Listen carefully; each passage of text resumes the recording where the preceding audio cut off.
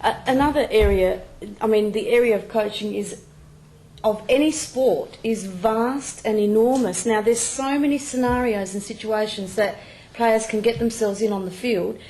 How on earth can a coach teach all of these things to a junior footballer? Is this where the step-by-step, the gradual and the age-appropriate training methods come into play? I think so. Because if you give the player too much information, you just drown them, don't you? I think the first player asks from a coach is, we want a coach who let us play, who don't speak too much, don't give us too many explications. And also a player would ask you not to correct too often, because the more you correct a player, the less he becomes creative. Because to become creative, you sometimes should turn around and look in a different direction. And then the player dare to do something they normally should not do. Because everybody wants to play the game the weekend.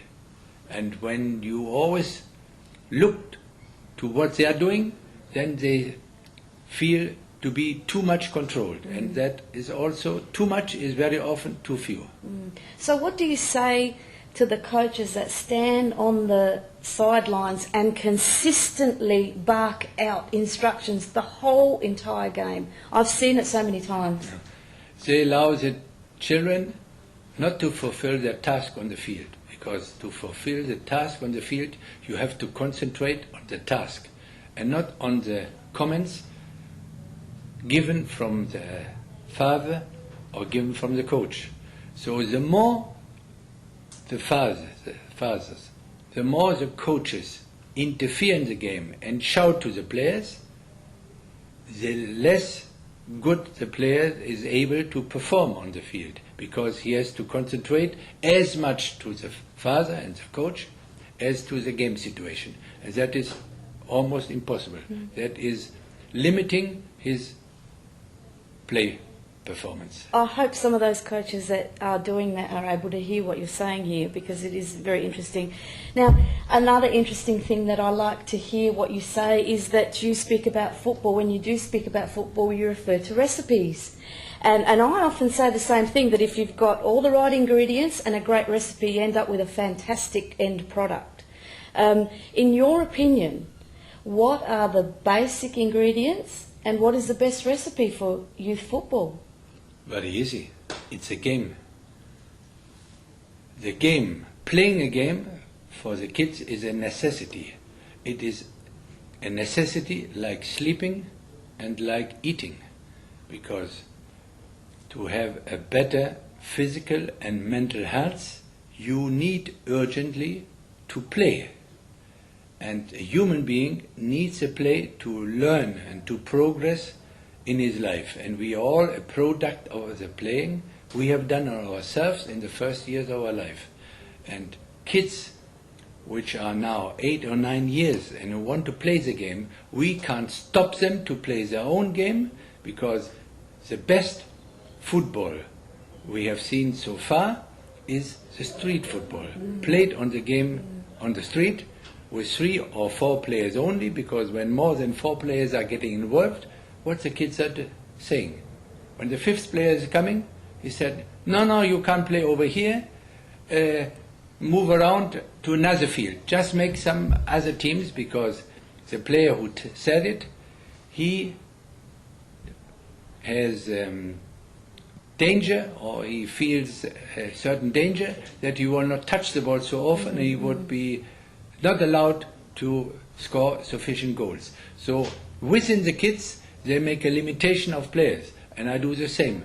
Never play the game of football with more than 3 players before they get 11 years old. Never play with 11 players before they have their 14th birthday, because the game of football has been created 150 years ago by Mr. Harris, 11 against 11 for the adults, because 150 years ago there was none child 6, 7 or 8 years playing the game of football. There were not even childs 12 and 13 years of playing football. There were only students It is was a university sport which were exposed the first time in their life to the game of football.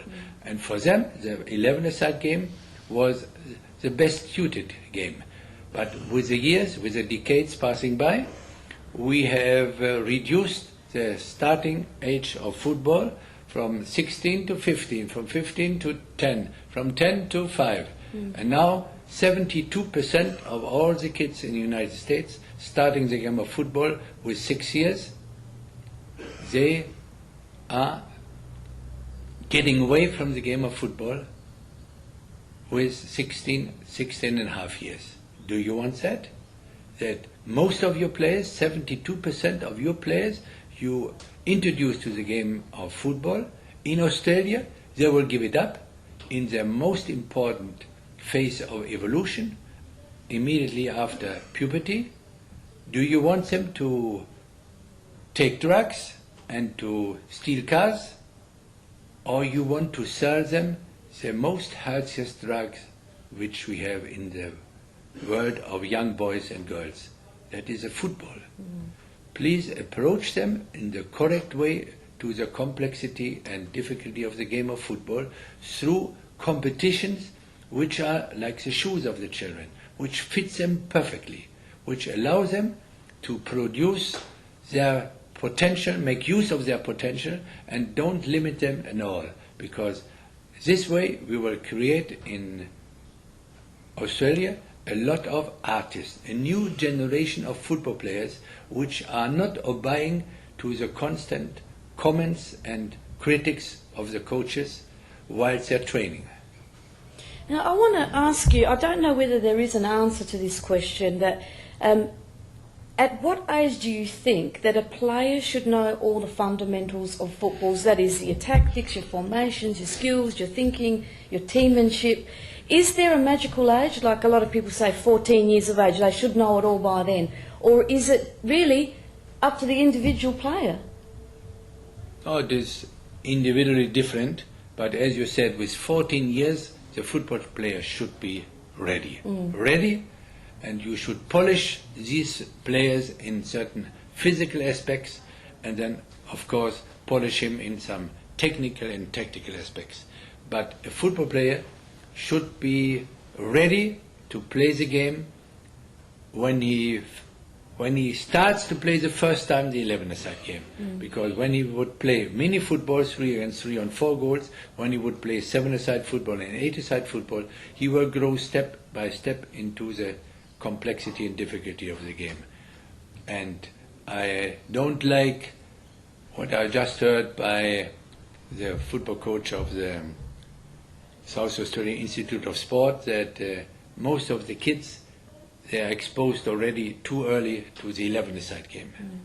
That for me is a big danger, and you will only produce another generation of football players which are not respecting the high standard of sport in this country. See, I see that in my own family. My own children played futsal for 4 seasons before they went out to play 11-a-side. And I think that's why they're doing so well in the 11-a-side, because, I mean, you're always touching the ball, you learn your skills, you learn your ball control, you learn, I mean, everyone is involved in the game, and then you move out to your 11-a-side, and that's where, as you say, you're able to grow from there. Yeah, that's a Brazilian principle. In Brazil, non-football player up to 11 years plays the 11-a-side game. They all play futsal. But I even think this is by far too complicated, because you have to process too much information when you play with another 4 teammates. When you would play just with 2 teammates, then you will do less mistakes. You feel more capable. And when you feel more capable, you like it. But when you have too many problems and fail in mathematics, you don't like to make homework in mathematics, because you always have bad notes. You like to do homework from a subject which you master. And when you master your subject of football, and my kids, they are always capable, with 8 years, with 10 years or 12 years, then they love the game, and they love the game to play as a lifetime sport. Well, I mean, I have to agree with you there as well. I honestly do, because I think that's very important what you just said.